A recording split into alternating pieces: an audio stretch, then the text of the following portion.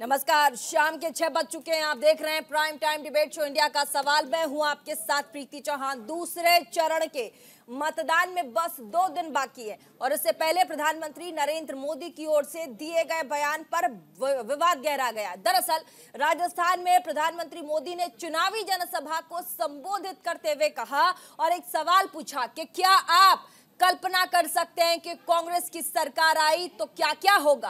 प्रधानमंत्री मोदी ने कहा कि कांग्रेस आपकी संपत्ति छीनकर अपने खास लोगों को बांटने की गहरी साजिश रचकर बैठी है। जब कांग्रेस की सरकार थी तो उन्होंने कहा था कि देश की संपत्ति पर पहला अधिकार मुसलमानों का होगा। इसका मतलब यह है कि संपत्ति इकट्ठी करके किसको बांटा जाएगा। जिनके ज्यादा बच्चे हैं क्या उनको बांटेंगे। इसी के साथ प्रधानमंत्री ने देश की महिलाओं को भी अलर्ट करते हुए कहा है कि कांग्रेस की नजर आपके सोने, गहने और एफडी पर है। यहां तक कि महिलाओं का मंगलसूत्र भी सुरक्षित नहीं रहेगा।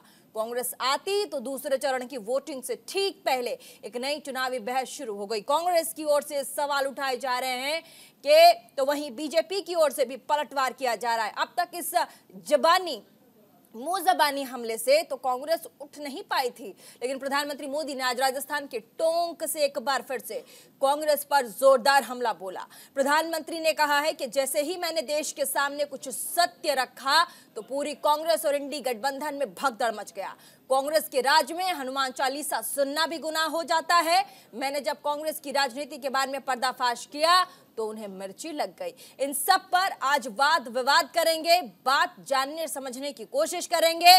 चुनाव आया मुस्लिम आरक्षण वाला और अब तो मंगलसूत्र वाला दांव लाया। तो आज का हमारा टैगलाइन भी यही है, मोदी, मुसलमान और मंगलसूत्र। तमाम मेहमानों को आपसे मिलवाएंगे, लेकिन उससे पहले एक छोटा सा रिपोर्ट, उसके बाद मेहमानों से आपको मिलवाते हैं।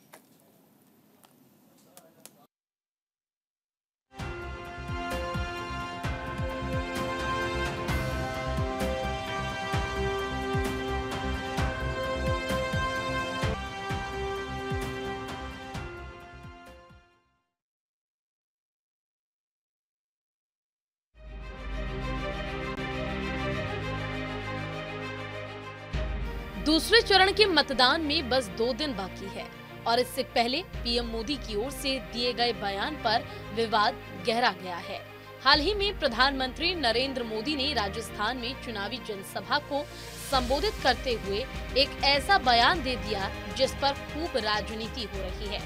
दरअसल पीएम मोदी ने पूर्व पीएम मनमोहन सिंह के उस बयान का जिक्र करते हुए कांग्रेस पर हमला बोला, जिसमें उन्होंने कथित तौर से देश के संसाधनों पर पहला हक मुसलमानों का होने की बात कही थी। इस दौरान पीएम मोदी ने ये भी कहा कि कांग्रेस अपने घोषणा पत्र में हर किसी की संपत्ति का सर्वे करने की बात करती है। हमारी बहनों के पास सोना कितना है, आदिवासी परिवारों के पास चांदी कितनी है, इन सभी का पता लगाया जाएगा। कांग्रेस की नजर महिलाओं के मंगलसूत्र पर है। कांग्रेस की सोच माओवादी है। इसी के साथ प्रधानमंत्री नरेंद्र मोदी ने आज राजस्थान के सवाई माधोपुर में जनसभा को संबोधित करते हुए फिर से कांग्रेस पर निशाना साधा। उन्होंने कहा, कुछ दिन पहले कांग्रेस के शासन वाले कर्नाटक में एक छोटे दुकानदार को केवल इसलिए बुरी तरह से पीटा गया क्योंकि वो अपनी दुकान में बैठे बैठे हनुमान चालीसा सुन रहा था। कांग्रेस के शहजादे का कहना है कि उनकी सरकार आई तो कौन कितना कमाता है, किसके पास कितनी प्रॉपर्टी है, किसके पास कितना धन है, किसके पास कितने मकान है, उसकी जांच कराएंगे। इतना ही नहीं, वो आगे कहते हैं कि ये जो संपत्ति है उनको सरकार अपने कब्जे में लेकर उसको सबको बांट देगी, ये कहते हैं। ये मैनिफेस्टो उनका कह रहा है। भाइयों बहनों, आप सोचिए, हमारी माताओं बहनों के पास सोना होता है। ये सोना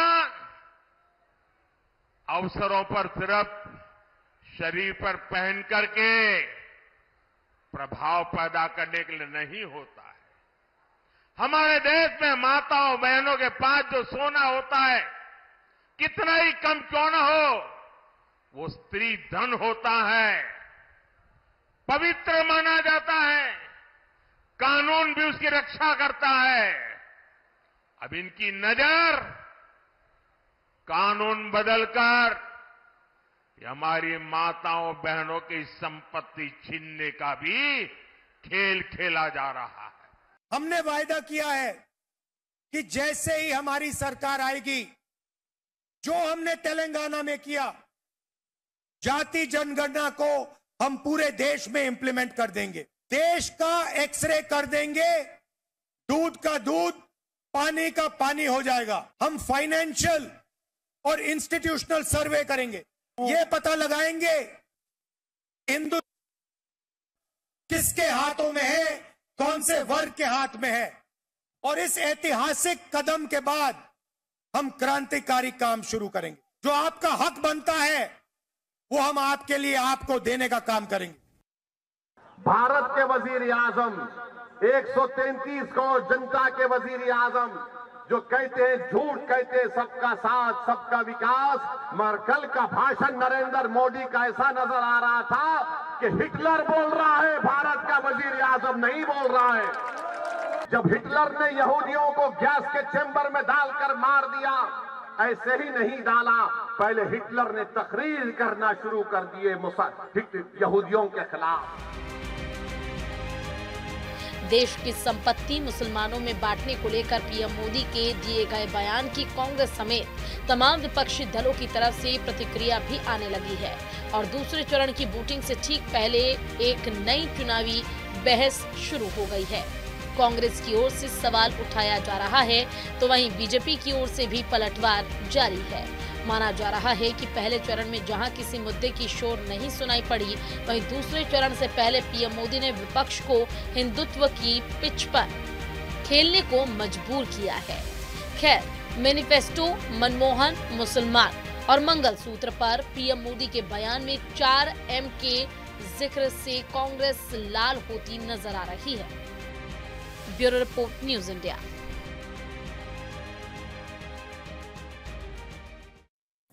तो आपने हमारी रिपोर्ट देखी, अब आगे बढ़ेंगे। हमारे साथ हमारे जो मेहमान हैं आज के जुड़ गए, निरंजन पोद्दार राजनीतिक विश्लेषक, मुकेश त्यागी प्रवक्ता बीजेपी, विक्रम लोहिया प्रवक्ता कांग्रेस पार्टी के स्टूडियो से, मौलाना साजिद रशीदी मुस्लिम स्कॉलर हमारे साथ, डॉक्टर इंद्रजीत सिंह नेता हैं CPIM के।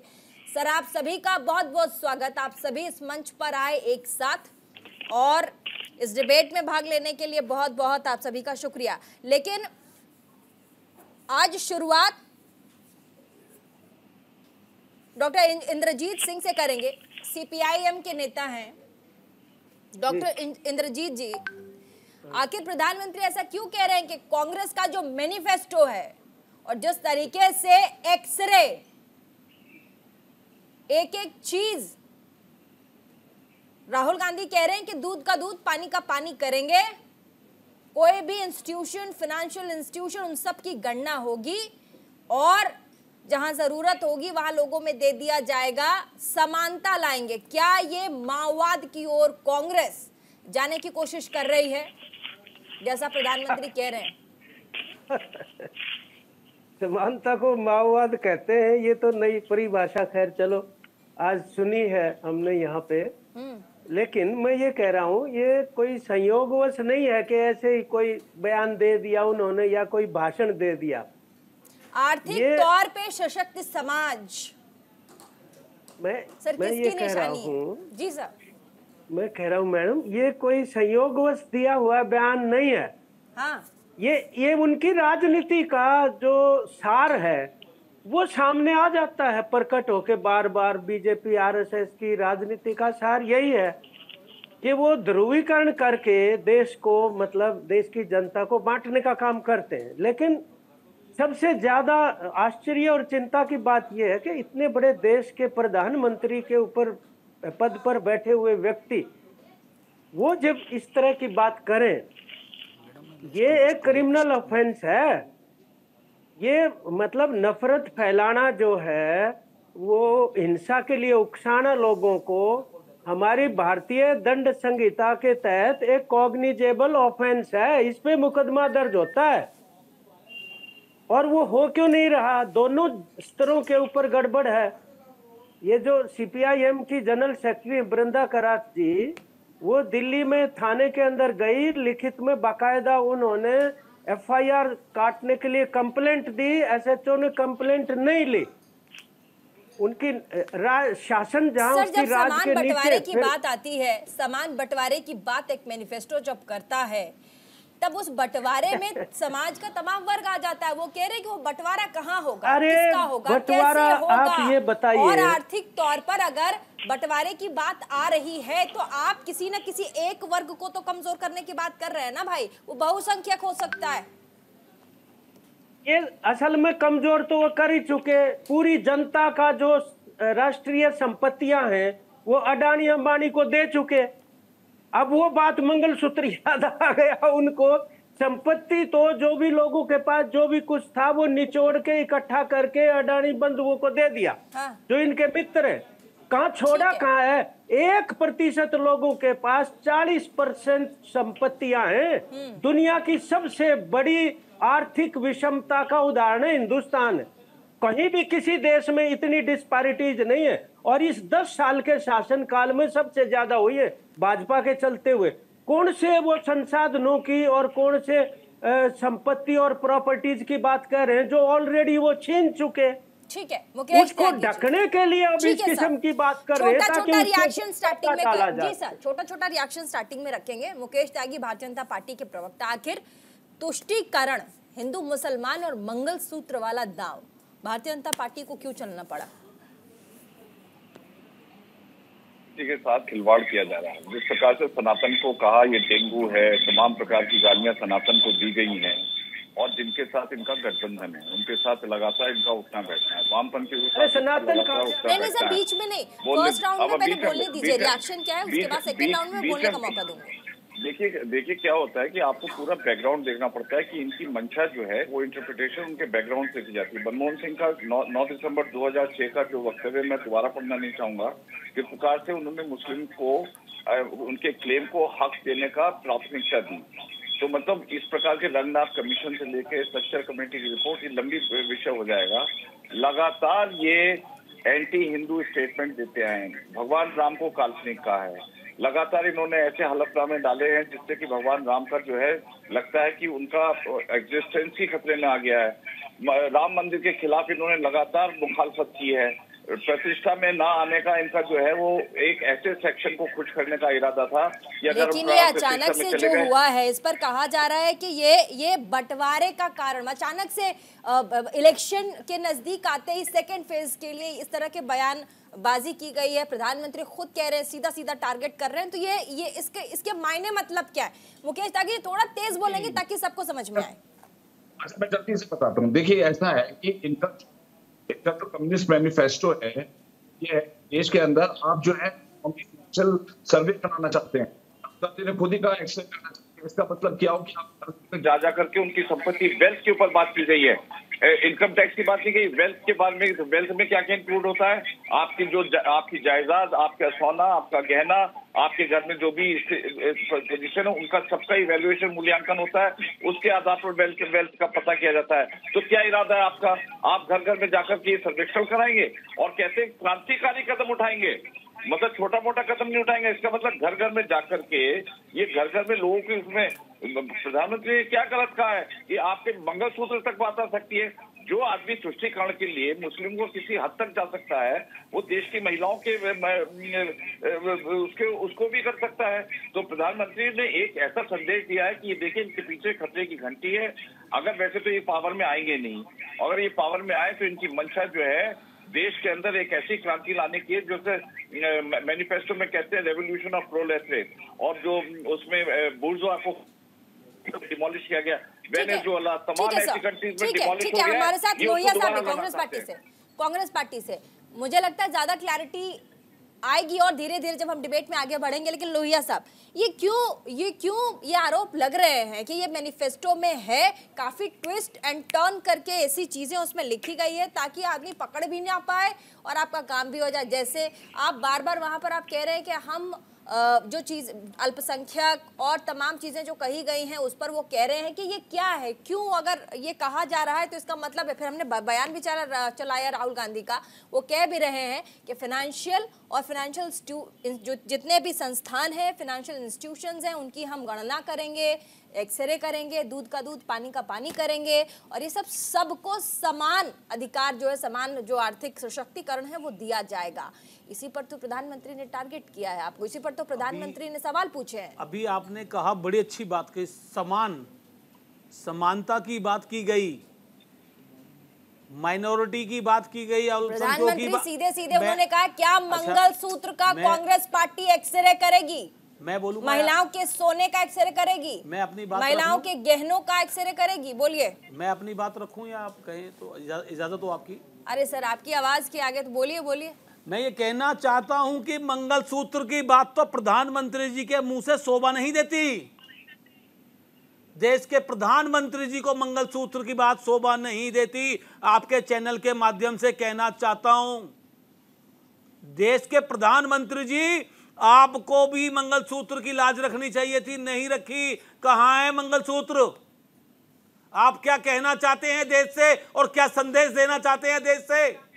देश का मूड है बेरोजगारी, महंगाई, महिला सुरक्षा, जिसका आपने प्रॉमिस किया था, वादा किया था, आज आपने उसे कचरे के ढेर में डाल दिया। देश की हालत बद से बदतर कर दी। शर्म आनी चाहिए आपको। और वैसे बैठ करके बोलते हैं जैसे कोई हिटलर बोल रहा हो। देश के प्रधानमंत्री हैं आप, चुनी हुई सरकार आपको इतना बड़ा मैंडेट दिया। आपने कहा बहुत हुई महंगाई की मार अब की बार मोदी सरकार, बहुत हुआ नारी पे अत्याचार अब की बार मोदी सरकार। कहां चली गई वो बातें? जवाब देना चाहिए। 10 साल में आपने कितना देश को काम करके दिया। कांग्रेस पार्टी पे हमला करते हैं, हमला करना चाहिए बेरोजगारी पे, महंगाई पे, भ्रष्टाचार पे, लेकिन आप हमला करते हैं राहुल गांधी पे।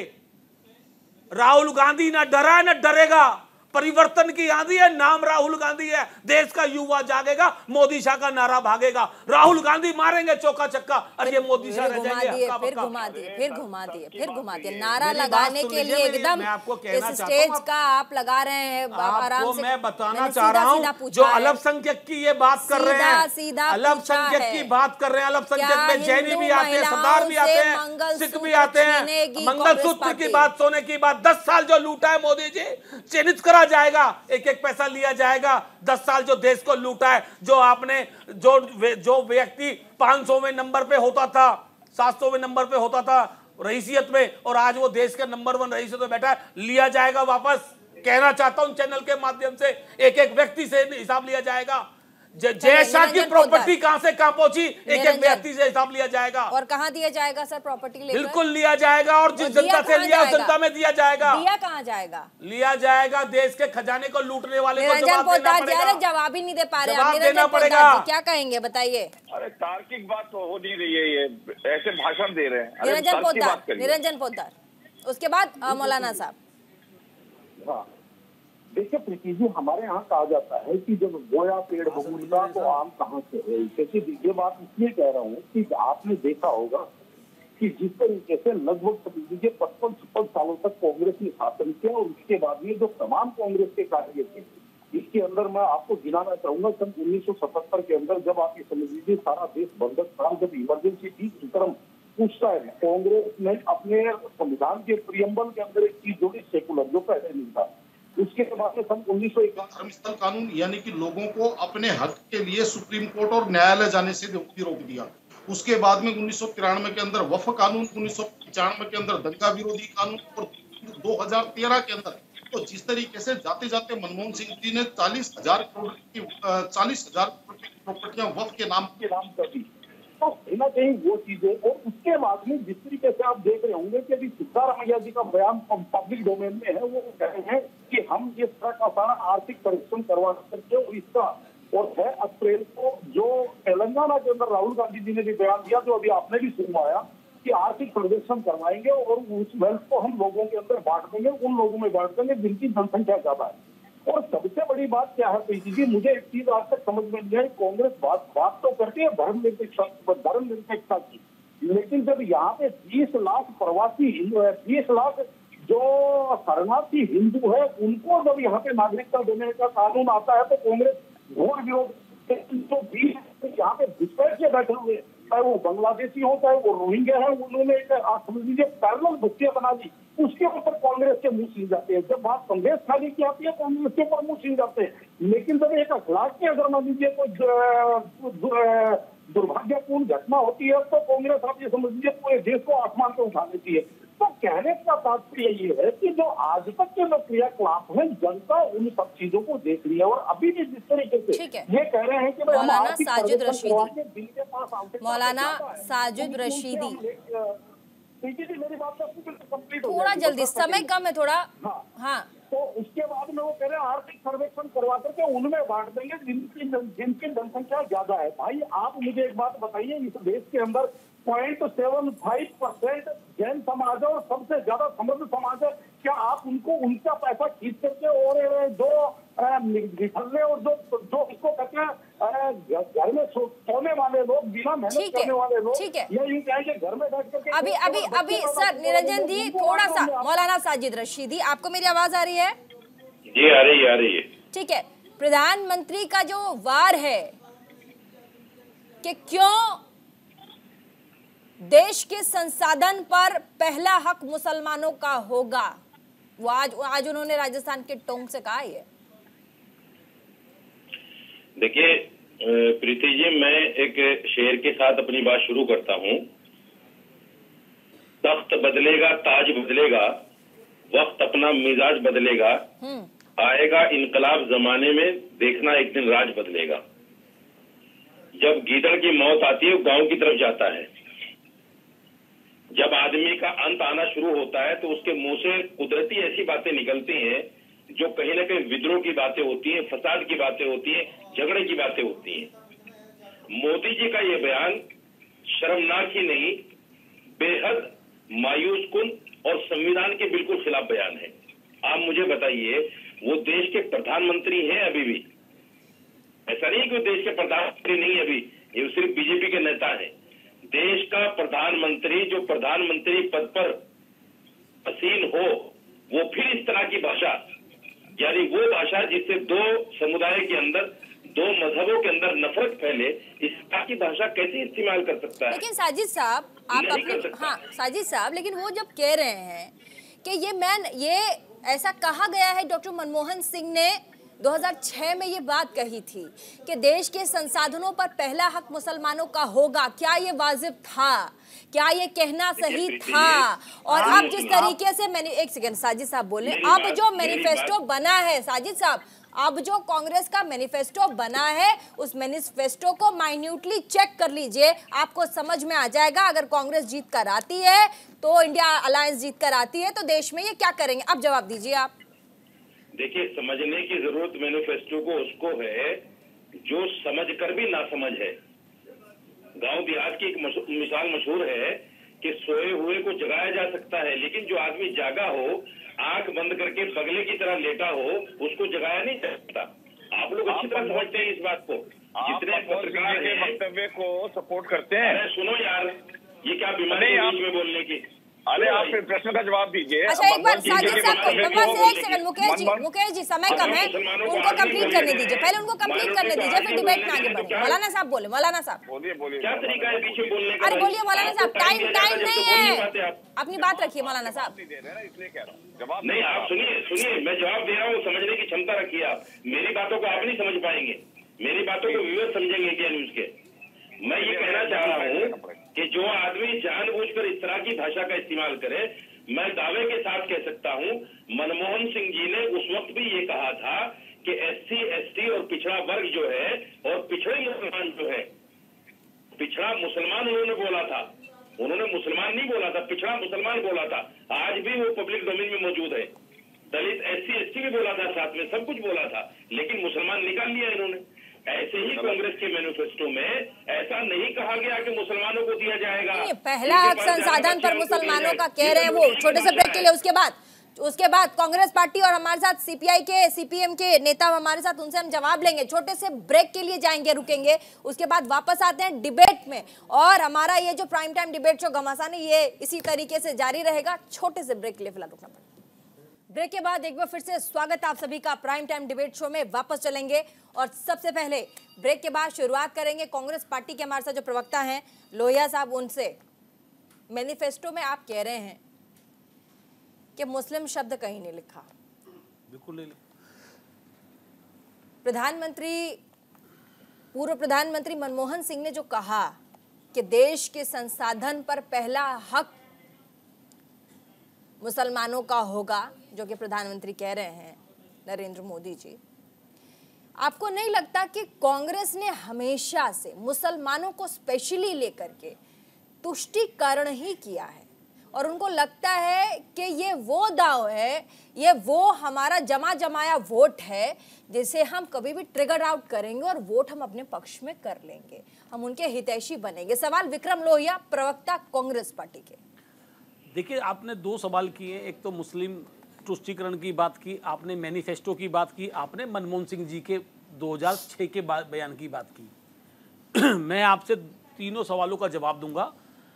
अभी बहुत बातें हो रही थी, निरंजन जी बोल रहे थे, बात को घुमा घुमा करके डाइवर्ट करके बोल रहे थे। सुन लीजिए, 2006 में प्रधानमंत्री मनमोहन सिंह साहब ने कहा था देश के संसाधनों पे पहला हक आदिवासियों का होगा, दलितों का होगा, मजदूरों का होगा, गरीबों का होगा, अल्पसंख्यकों का होगा, महिलाओं का होगा। ये वर्ड उनके थे। अगर निरंजन जी आपको चाहिए तो आपके व्हाट्सएप पे उनके बयान की कॉपी भेज दूंगा। अभी के मैनिफेस्टो में एक बात। और रही बात दूसरी, मैनिफेस्टो में अगर कहीं मुस्लिम वर्ड लिखा हो, माइनॉरिटी वर्ड लिखा है। बंटवारे को लेकर संसाधनों के क्या लिखा है मैनिफेस्टो? आपको मैं बताना चाहता हूं कि जिस प्रकार से देश को 10 साल लोगों ने लूटा है, एक चाल के साथ, एक साजिश के साथ, धोखा देकर के वोट लेना भी 420 होती है। अल्पसंख्यक लिखा है वहां, अल्पसंख्यक में आप देखिए ना कितने लोग आते हैं, पारसी, बुद्धिस्ट, जैनी, सिख, मुसलमान आते हैं। तो अल्पसंख्यकों को उनके विस्तार के लिए लिखा है। आप समझिए मेरी बात को। बहुसंख्यक पिछड़े कहाँ जाएंगे? आप मेरी बात सुन लीजिए। बहुसंख्यक पिछड़े कहाँ जाएंगे? आप बात सुन लीजिए। उसमें दलित कांग्रेस पार्टी के प्रवक्ता हैं आप, बहुसंख्यक पिछड़े कहाँ जाएंगे, उनका जिक्र क्यों क्या कहा? आप सुनिए मेरी बात, बोलिए। मैं ये बताना चाहता हूं कि जो आप देखिए, दलितों को आरक्षण है ना। मैंने आपसे क्या पूछा? मैंने आपसे पहले पूछा आरक्षण है नहीं है? आपके मैनिफेस्टो में बहुसंख्यक पिछड़े कहाँ छूट गए, बताइए सर। बिल्कुल साथ हैं, कभी नहीं छूटे हैं। जो महिलाओं को 1 लाख रुपए मिलेगा सालाना, वो महिलाएं क्या माइनॉरिटी की महिलाएं होंगी? वे तमाम महिलाएं होंगी। जो रोजगार मिलेगा वो तमाम लोगों को मिलेगा। आप समझिए बात को, डाइवर्ट करके घुमा के पेश करने की जरूरत नहीं है। राहुल गांधी जी ने न्याय यात्रा निकाली थी और उस न्याय यात्रा के साथ उन्होंने न्याय का जो पत्र बनाया, ये न्याय पत्र है। इसमें सबको भागीदारी मिलेगी, सबको हिस्सेदारी मिलेगी। देश के अंदर इंसाफ चलेगा। पूंजीपतियों को पूंजीपति नहीं बनाया जाएगा जो 500वें नंबर पे। महिलाओं को आपने कहा जो 1 लाख मिलेगा, किसे मिलेगा? मैं कह रही हूँ कि अगर उसमें है बहुसंख्यक पिछड़ों के लिए, तो आप बता दीजिए फिंगर टिप्स पे कि देश के बहुसंख्यक पिछड़े कहाँ जाएंगे। मैनिफेस्टो में क्या इसका जिक्र है? अगर आप कह रहे हैं कि कोई पार्टी 10 सालों से चोरी करके उसने संपत्ति बनाई हो और अल्पसंख्यकों में बांटा जाएगा, बहुसंख्यक पिछड़ों में भी बांटा जाएगा? बिल्कुल बांटा जाएगा। दिखाइए सर। बिल्कुल बांटा जाएगा। दिखाइए सर, मुझे करेक्ट कीजिए सर, दिखाइए। उनको बड़ी जिम्मेदारी से कह रहा हूं आपके चैनल पे, जिन लोगों को सबसे ज्यादा जरूरत होगी उन लोगों को बांटा जाएगा। प्रधानमंत्री जी झूठ बोल करके 2 करोड़ रोजगार दूंगा और दे रहे हैं 5 किलो का राशन, और चैनल पे देते हैं बड़ा बड़ा भाषण। ऐसे नहीं चलता शासन। बताना चाह रहा हूं आज आपको, प्रधानमंत्री जी, जो देश के अंदर आपने लूट की और झूठ की दुकान खोल रखी है, लूट की और झूठ की दुकान पे ताला लगने वाला है। 4 जून की तारीख होगी, सत्ता परिवर्तन होगा। अरे आपके साथ सहयोगी और भी बैठे, कोई बात नहीं, सहयोगी बैठे, इनको भी सुनना चाहिए। मैं बताना चाहता हूँ आज निरंजन जी सुन लीजिए, आप जैसे लोगों ने ही देश का बेड़ा गर्क किया है, आप जैसे लोगों ने ही नौजवानों का भविष्य खराब किया है। 2 करोड़ रोजगार की बात करिए बैठ करके, महंगाई की बात करिए। इंद्रजीत जी प्लीज, इंद्रजीत जी आप हाथ उठा रहे थे सर, कुछ कहना भी चाह रहे हैं इंद्रजीत जी। हाँ जी, हेलो जी इंद्रजीत जी सुन रही हूँ मैं आपको। प्रीति जी आपको एक बात बताऊं? बताइए बताइए सर। एक तो मनमोहन सिंह की स्टेटमेंट 2006 की और मैनिफेस्टो दोनों को अलग अलग कर लीजिए। सबसे पहले जंप मत करो उससे उस पे और उस पे उस पे।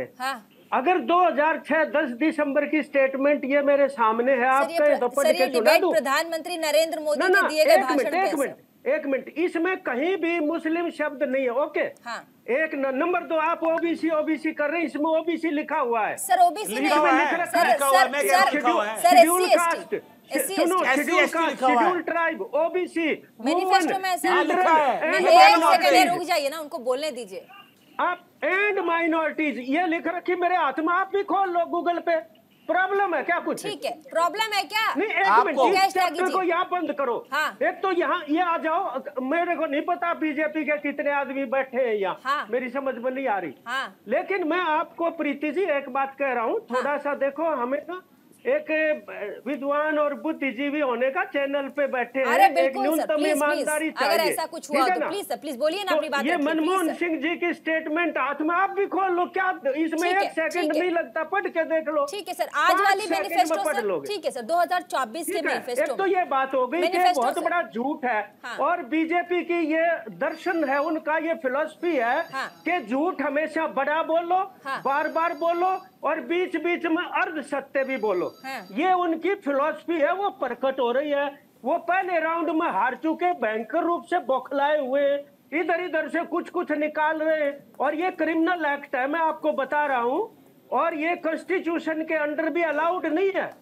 ये इतना बड़ा देश है हमारा, उसके प्राइम मिनिस्टर इस तरीके से कम्युनिटीज के बीच में मान लो हेट्रेड फैला के और एक को दूसरे के खिलाफ खड़ी करे, ये अच्छी बात नहीं है। और मैं ये भी बता दूं, सफल नहीं होने वाले।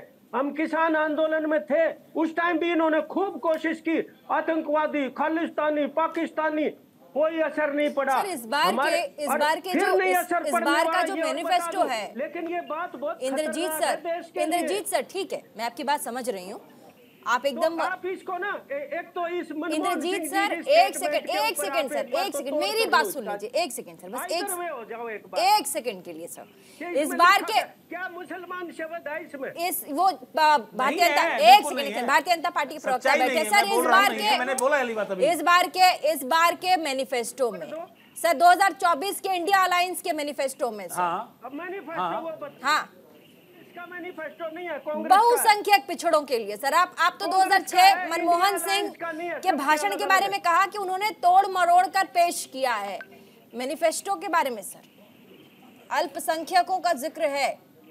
अल्पसंख्यक एक सेकंड बोलने दीजिए ना इंद्रजीत जी, एक सेकंड प्लीज, इंद्रजीत जी को बोलने दीजिए सर, प्लीज बोलिए। मैं ये कह रहा हूँ जी कि इंडिया अलायंस का कोई मैनिफेस्टो नहीं है, कांग्रेस का अलग है, सीपीएम का, कांग्रेस का जो मैनिफेस्टो है सर, कांग्रेस का जो मैनिफेस्टो है सर, कांग्रेस के मैनिफेस्टो की बात कांग्रेस के साथी बैठे वो बता देंगे। लेकिन 2 दिन से लगातार ये चर्चा है, उसमें मुस्लिम शब्द के नाम से कोई चीज नहीं है, और हो भी तो कोई गुनाह नहीं है। अभी मैं तुरंत आपके सवाल को उठाती हूँ। मुकेश त्यागी, भारतीय जनता पार्टी के प्रवक्ता सर, स्क्रीन पर आपको नजर आ रहे होंगे, वो इंद्रजीत जी कह रहे हैं कि 2006 में जो पूर्व प्रधानमंत्री मनमोहन सिंह बोले थे, तो उन्होंने अल्पसंख्यक और जो पिछड़ी जातियां हैं उनका जिक्र किया था। कहाँ मुसलमान, कहाँ मुसलमानों का जिक्र कहाँ किया था? एक सेकंड रुक जाइए ना, मुझे सवाल पूछने दीजिए, कहाँ मुसलमानों का जिक्र किया था? देखिए मनमोहन सिंह ने वर्बेटम पढ़ देता हूँ मैं। We will have to devise innovative plans to ensure that minorities, particularly Muslims, मैं इसका जवाब देना चाहता हूँ। particularly Muslims, minority are empowered to share equitably the fruits of development, and there must be a first claim of minorities particularly Muslim, 2 बार Muslim का उपयोग किया। आप गलत बोल रहे हैं, झूठ बोल रहे हैं। बोलने दीजिए, उसके बाद काउंटर कीजिए, बोलने दीजिए प्लीज, बीच में आप शर्त लगाइए मुझसे, आप लगाइए शर्त। आप अगर कह रहे तो भाई चला दीजिए। सर बीच में बोलेंगे तो डिबेट नहीं हो पाएगी, प्लीज आप लोग रुकिए थोड़ा सा। मैं तो पढ़ रहा हूँ, मैं अपने मन से नहीं बोल रहा हूँ, पढ़ रहा हूँ। अरे पार्टी के स्पोक्स पर्सन, उनको बोलने देंगे तभी काउंटर कर पाएंगे ना, बोलने दीजिए उनको। और 4 दिसंबर 2023 को सीतारमैया ने भी बोला है कि हम जो है इनको रीडिस्ट्रीब्यूशन करेंगे। तो इनके लगातार ऐसे वक्तव्य आ रहे हैं जिससे ये लगता है कि देश के हर व्यक्ति को सिर्फ अपीसमेंट की पॉलिसी इनके दिमाग में है कि किस प्रकार से इस वोट बैंक को अपने अंदर खींचा जाए। सारे वक्तव्य जो है भारत को डिवाइड करने के, हिंदू मुस्लिम को डिवाइड करने के हैं। और वो बात करते हैं कि हम देश के अंदर एकता और अखंडता की बात कर रहे हैं। राहुल गांधी जी के आप तमाम वक्तव्य उठा के देख लीजिए, आप वक्फ बोर्ड का भी देख लीजिए इनका रवैया। 123 प्रॉपर्टी इन्होंने उठा करके, मनमोहन सिंह ने उठा करके वक्फ बोर्ड को दी। वो तो सुप्रीम कोर्ट के इंटरवेंशन से बाद में निरस्त की गई। 10 साल में वक्फ बोर्ड बंद क्यों नहीं कर देते बंद? आपको तकलीफ थी तो सुनिए आप बंद कर देते वक्फ बोर्ड को। किसने आपको मना किया? क्यों नहीं कर पाए बंद आज तक? 6 साल प्रधानमंत्री अटल बिहारी वाजपेयी रहे, 10 साल से मोदी जी हैं, काहे चल रहा? बंद करा देते भैया। प्रॉपर्टी जो गलत आपको दे दी गई थी, बंद करवा देते, रिवर्ट कर देते। अरे जो वितरण किया गया था आपको, अरे आपको गलत लगा तो छीन लीजिए, आप वापस ले लेते। क्यों नहीं लिया आपने? आपको गलत लगा नहीं, आपको गलत लगा होता तो वापस ले लेते। आपने मुझे बताइए, जब मनमोहन सिंह ने ये वक्तव्य दिया था पर्टिकुलर मुस्लिम, उस समय आप लोगों ने क्यों नहीं खिलाफत करी कि ये जो है एक प्रकार से तुष्टीकरण की राजनीति कर रहे हैं? गलत कह रहे हैं आप। अगर मैंने आपसे पहले कहा तत्कालीन प्रधानमंत्री मनमोहन सिंह जी ने सबसे पहले आदिवासियों के लिए कहा, फिर दलितों के लिए कहा, फिर महिलाओं के, बच्चों के, मजदूरों के लिए कहा, उस गरीबों के लिए कहा, बाद में अल्पसंख्यकों के लिए कहा। आपने कहा मुसलमान का नाम नहीं लिया उन्होंने, आपने ये कहा है। और दूसरी बात रही मुसलमानों की, पाकिस्तान की मंदिर की, मस्जिद की, बिना बुलाए पाकिस्तान प्रधानमंत्री मोदी जी जाते हैं, अडवाणी जाकर के जिन्ना को सेकुलर कहते हैं, अटल बिहारी वाजपेयी जी लाहौर बस यात्रा लेके जाते हैं, प्रधानमंत्री जी कहते हैं कि मौलाना साजिद रशीदी, मौलाना साहब, मौलाना साजिद रशीदी जवाब दीजिए। आवाज नहीं जा रही मौलाना साहब, आवाज नहीं जा रही। निरंजन पोद्दार,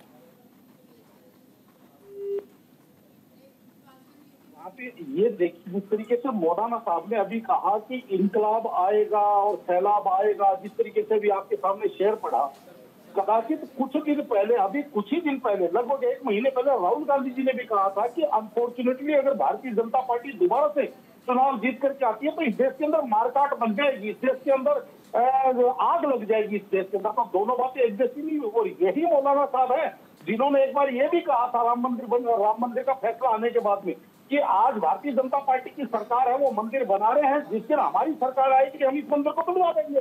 तो कहने का तात्पर्य यह है कि जब ऐसी बातें होती हैं उस टाइम मुझे एक बात बताइए, इंडिया गठबंधन की तमाम पार्टियों के वोट क्यों सिर जाते हैं? जब प्रियंक खड़गे इस बात का समर्थन करते हैं कि हिंदू जो सनातन समाज है वो कोड है, वो डेंगू है, वो मलेरिया है, वो फलाना है, उस टाइम मुझे एक बात बताइए, मोहब्बत की दुकान से 2 शब्द भी क्यों नहीं निकलते हैं कि हम इसको कंडेम करते हैं? उस टाइम क्यों नहीं निकलते जब प्रियंक खड़गे इस बात का समर्थन करते हैं? तो कहने का तात्पर्य ये है कि जब पूंछ के ऊपर पैर पड़ता है तब चिलमिलाने लगते हैं। और चाहे लोहिया जी आपको मेरी बात कितनी अप्रिय लगे, आपके वरिष्ठ नेता AK एंटनी जी ने 2014 के हार के बाद में अपनी रिपोर्ट के अंदर यह सार्वजनिक तौर पे कहा था कि हम कहीं ना कहीं मुस्लिम तुष्टीकरण की तरफ से हम चले गए, जिससे एक समाज वो संगठित होकर के दूसरी तरफ चला गया। लेकिन आज भी आपको वो चीजें समझ में नहीं आ रही। आप आज भी आपके नेता जिस तरीके की बयानबाजी कर रहे हैं, कहीं ना कहीं अपमानित करने का काम कर रहे हैं। अभी 10 साल जो प्रधानमंत्री मोदी जी ने इस देश की हालत कर दी, उस पर भी कुछ कहना चाहेंगे आप? आपसे पूछता हूँ एक सवाल, आप आज देश की बच्चियां पूछती हैं BHU के अंदर बच्ची का बलात्कार भाजपा के कार्यकर्ता कर देते हैं। मैंने एक सवाल पूछा आपसे कि BHU के अंदर एक छात्रा का बलात्कार भाजपा के कार्यकर्ता करते हैं, आपके मुंह में दही जम जाती है? साजिद रशीदी जी को आवाज आ रही है मेरी? मौलाना साहब आवाज आ रही है आपको? जी आ रही बताइए, आप हाथ उठा रहे थे, आ रही है। नहीं देखिए, मुझे फिर एक शेर याद आ रहा है, झूठों ने कहा झूठों से झूठ मत बोलो, सरकारी ऐलान हुआ है झूठ मत बोलो, अंदर झूठों की एक मंडी है, दरवाजे पे लिखा है झूठ मत बोलो। ये सरकार झूठ और जुमलेबाजी पर चल रही है। आपको याद होगा, इन्होंने 2 करोड़ नौकरियों की बात की थी, झूठ नहीं दे पाए। 15 लाख देने की बात की थी, झूठ। जब एक पत्रकार ने अमित शाह से पूछा कि 15 लाख की बात, तो उन्होंने साफ कहा कि ये तो जुमला था चुनावी। ये लोग बोल रहे हैं, जो लोग इस तरह के भाषण देते हैं, जानबूझकर झूठ बोलते हैं, पब्लिक में लोगों को वर्गलाते हैं। और इनकी दुकान जब बंद हो गई, जब इन्होंने देखा कि साहब राम मंदिर तो काम नहीं आ रहा है, प्राण प्रतिष्ठा तो हमने की थी बड़े जोर शोर से, लेकिन वो तो चुनाव में कहीं दिख नहीं रही है, हिंदू खामोश हो गया इस बात को लेकर। क्योंकि हिंदू युवा भी इस बात को जानता है कि मंदिर बनने से आस्था तो जगती है, लेकिन नौकरी नहीं मिलती, पैसा नहीं मिलता। आज महंगाई चरम सीमा पर है, इनके मुंह में दही जम जाती है। प्रधानमंत्री महंगाई पर बात क्यों नहीं करते? प्रधानमंत्री बेरोजगारी पर बात क्यों नहीं करते? प्रधानमंत्री देश की जीडीपी पर बात क्यों नहीं करते? महंगाई का हमारा पैसा गिरता जा रहा है, प्रधानमंत्री इस पर बात क्यों नहीं करते? मौलाना साहब, जैसे ही चुनाव गलत कह रही है, कांग्रेस पार्टी ने बड़े जोर शोर से महंगाई बेरोजगारी के मुद्दे को उठाया है, अपने मैनिफेस्टो को लाया गया है। ईवीएम पे शिफ्ट हो जाता है, पूरा मुद्दा ईवीएम पे शिफ्ट हो जाता है। अरे मेरी बात तो सुनिए, मेरी बात तो सुनिए, आप मेरी बात सुनिए। आप मुझे बताइए, आप सारी बातें कांग्रेस के मत्थे मर देती हैं, आपकी कोई जिम्मेदारी नहीं है? मैं सारी बातें कांग्रेस के मत्थे बीजेपी की कोई जिम्मेदारी नहीं है। आप भी इस मुद्दे आज कांग्रेस सत्ता में नहीं है, सारे काम कांग्रेस करेगी। मुकेश त्यागी जो हैं, एक सेकंड सर, अरे विपक्ष में जो लोग बैठे हैं, विपक्ष में जो लोग बैठे हैं, यहाँ से स्टूडियो से डिस्टर्ब मत कीजिए, मुझे बोलने दीजिए। रुक जाइए, अरे आप दोनों आपस में बात कर लीजिए, मैसेज कर लीजिए फोन से कि स्टूडियो में हमें हल्ला करना है, एंकर को बोलने नहीं देना है। नंबर भी दे देती हूँ मैं अगर नहीं है तो। रुक जाइए मौलाना साजिद साहब, तो एक ही नंबर पता है, मौलाना साजिद साहब, नहीं मौलाना साजिद साहब, जब एक तरफा नहीं, जब राम मंदिर का नाम लिया जाता है, मंदिरों का नाम लिया जाता है, तब आप सब खड़े हो जाते हैं कि मंदिर पर वोट मांगेंगे। जब तुष्टीकरण की बात पार्टियां करती हैं तो हम सवाल भी ना पूछे, फिर आप कहेंगे कि आप पत्रकारिता नहीं कर रही हैं। पूछिए ना, सवाल बनता है। आप बीएचयू की छात्रा और सबसे बड़ी बात, अरे संदेश खाली, बंगाल से आती हूँ मैं, कहाँ सो गए थे आप लोग? एक ट्वीट नहीं आता है क्या? नहीं सर, कोई नहीं आता है, यहाँ की राज्य की सरकार नहीं आती, आप सब बिल्कुल नहीं, कुछ नहीं है। संदेश खाली पर चुप रहा। कितनी बार गए संदेश खाली? कब गए? कितनी बार गए? संदेश खाली कितनी बार गए? आप कितनी बार गए? आपके पार्टी में, एक सेकंड, आपके पार्टी की शीर्ष नेता 2 महिलाएं, कितनी बार संदेश खाली गई? कितनी बार संदेश खाली गए? ये नहीं चलेगा, घिसा पिटा जवाब नहीं चलेगा, नहीं चलेगा घिसा पिटा जवाब, नहीं चलेगा, नहीं चलेगा घिसा पिटा जवाब। मुकेश त्यागी जी, अरे प्लीज चिल्लम चिल्ली कीजिए, जिसको जो बोलना वो बोल नहीं पाएगा। आप मणिपुर के ऊपर 2 बातें मैं चाहता हूँ आप पूछें। अरे साजिद रशीदी साहब प्लीज रुक जाइए, बोलने दीजिए। साजिद रशीदी, निरंजन पोद्दार जी से पूछिए, चिल्ला लीजिए आप लोग, आपस में चिल्लाइए, एक तरफा बात करते हैं। अरे भाई मैं अपनी बात कर्नाटक निरंजन जी रुक जाइए। मैं निरंजन पोद्दार जी से पूछना चाहता हूँ, त्यागी जी से पूछना चाहता हूँ। मुस्लिम मौलाना साहब को बोलने दीजिए, मौलाना साहब आज अगर मौलाना जी 2 बातें बेहतरीन तरीके से कर रहे हैं, अरे मौलाना साहब आपको दबाना चाहते हैं। मौलाना साहब जिसका पक्ष, जिस पार्टी का पक्ष ले रहे हैं आप, वही उसी पार्टी के प्रवक्ता आपको बोलने नहीं दे रहे। मैं बोलिए, आप एक ऐसी बात कर रही हैं, बोलिए मौलाना साहब। अच्छा सुनिए ना, सुनिए मेरी बात सुनिए। आपने एक सवाल उठाया कि जब राम मंदिर की बात करते हैं तो आप कहते हैं कि राम मंदिर पर वोट मांगेंगे। राम मंदिर के नाम पर, प्राण प्रतिष्ठा के नाम पर तमाम मीडिया ने, जितनी भी मीडिया है, तमाम ने पूरा एडी चोटी का जोर लगा लिया। इलेक्शन में क्यों नहीं दिख रहा है राम मंदिर प्राण प्रतिष्ठा? बताइए आप मुझे, है जवाब कोई आपके पास? आप चैनलों को लिख के भेज दीजिए कि इलेक्शन में राम मंदिर का जोर लगाया आप चैनलों को लिख के भेज दीजिए कि राम मंदिर दिखाइए, आप लिख के भेज दीजिए। क्यों नहीं है? आप चैनलों को लिख के भेज दीजिए कि प्राण प्रतिष्ठा दिखाइए। पूरा चैनलों को मैसेज कर दीजिए सर, जोर लगा लिया। आप अपनी तरफ से भेज दीजिए, आप अपनी तरफ से भेज दीजिए। मौलाना साहब आप बिल्कुल बेहतरीन बात कह रहे हैं। मौलाना साहब मैं आपकी बात से क्या कांग्रेस पार्टी, मीडिया को भी मौलाना साहब क्या कांग्रेस पार्टी मौलाना साहब क्या कांग्रेस पार्टी महिलाओं का मंगलसूत्र छीनेगी? हो जाए बताइए, देश के प्रधानमंत्री जी ने एक महिला का मंगलसूत्र छीना हुआ, उसकी बात करेंगे आप? बताइए मौलाना साहब, प्रधानमंत्री मंगलसूत्र की बात करते हैं, उनके मुख से शोभा देता है। आपसे पूछिए सवाल भाजपा के प्रवक्ता से, उसका मंगलसूत्र कब मिलेगा? एक महिला देश के अंदर और बैठी है मंगलसूत्र पे। मौलाना साहब मंगलसूत्र पे मैं आपसे पूछता हूँ, आदरणीय प्रीति जी, मैं आपसे पूछता हूँ, बताइए मेरे शो में बैठे हैं, मेरे शो में बैठे हैं, मोदी जी बात करेंगे मंगलसूत्र के, नाम भी नहीं दे रहे आप। नहीं आप मुझे बताइए, छाछ बोले तो बोले इंद्रजीत जी, छाछ बोले तो बोले, छलनी बोले जिसमें 72 छेद।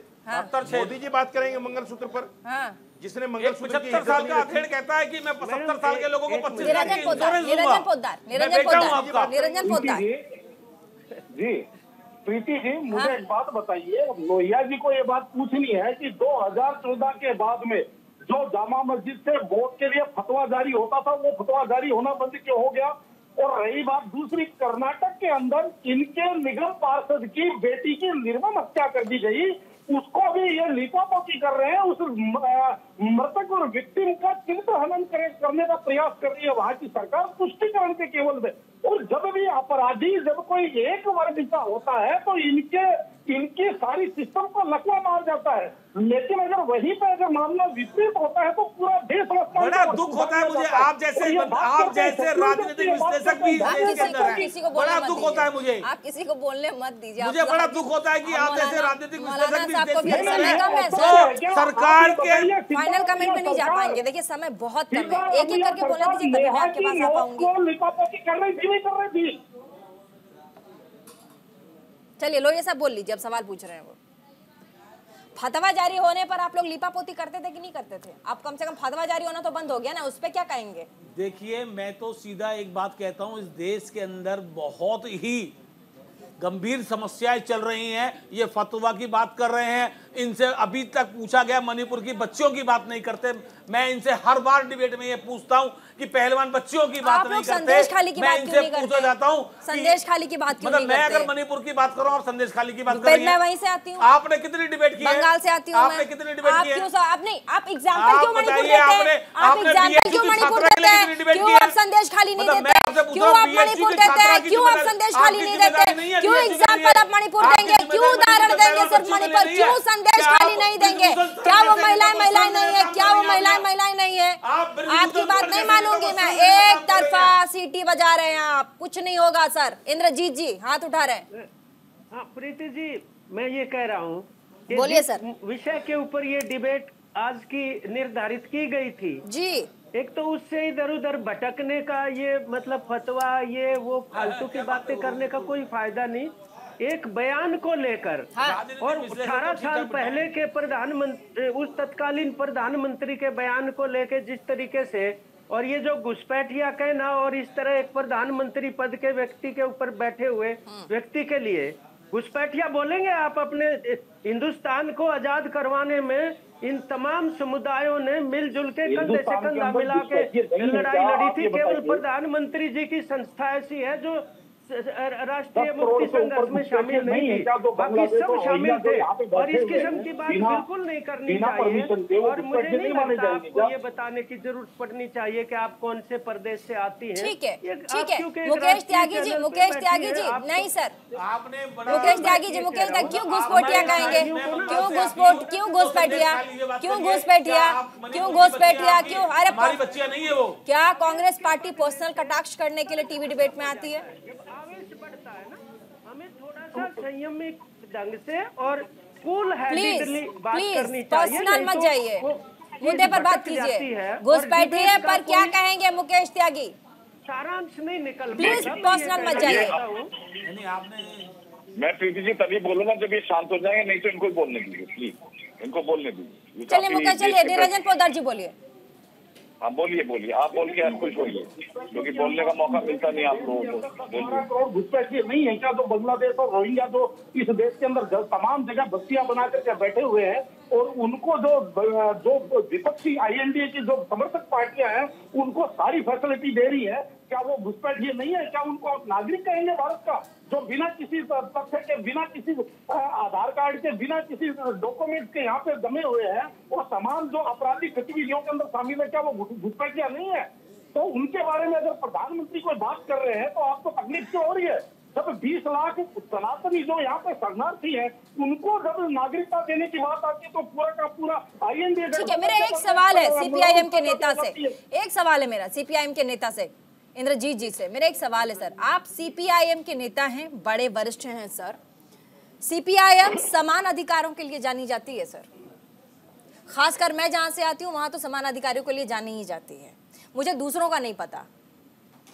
आपने बहुत अच्छी बात कही, लेकिन जब मैंने आपको कांग्रेस के मैनिफेस्टो पर एक सवाल पूछा कि क्या वहां बहुसंख्यक पिछड़ों की बात है, वहां आपने कहा उसका जवाब कांग्रेस पार्टी देगी।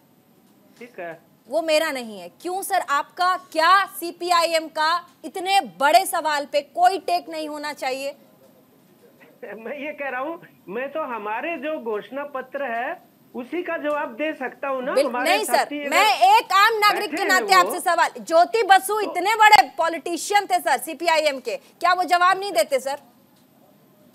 क्या जवाब नहीं देते? क्या वो जवाब नहीं देते सर मेरे सवाल पे? क्या अगर कांग्रेस के मैनिफेस्टो पे ही पूरा डिबेट है सर और पूरी लड़ाई अभी फिलहाल, मैं आपसे जवाब नहीं चाह रही हूँ, जो नेता बैठे हैं मैं जो उनसे जवाब। जी सर, इंद्रजीत जी बोलिए, आप वरिष्ठ। मैं कोई विवादित बात नहीं कह रहा, उनके घोषणा पत्र के बारे में कुछ चीजें अच्छी है। उनके घोषणा पत्र में MSP की कानूनी गारंटी उन्होंने जोड़ा है आने के बाद, और बहुत सारी इस किस्म की। ठीक है सर, मैं समझ गई। बहुत बहुत शुक्रिया, बहुत बहुत शुक्रिया इस डिबेट के लिए, बहुत बहुत शुक्रिया। आप सभी मेहमान इस प्लेटफॉर्म पे आए और अपनी अपनी बात आपने रखी, लेकिन जिस तरीके से 2024 के लोकसभा चुनाव के पहले चरण के बाद दूसरे चरण के लिए जो आगाज हुआ है, ये आगाज कहां तक पार्टियों को लेकर जाएगी, देखने वाली बातों की। फिलहाल छोटे से ब्रेक ले रुकना पड़ेगा, कहीं मत जाइएगा। देखते रहिए prime time debate show India का सवाल।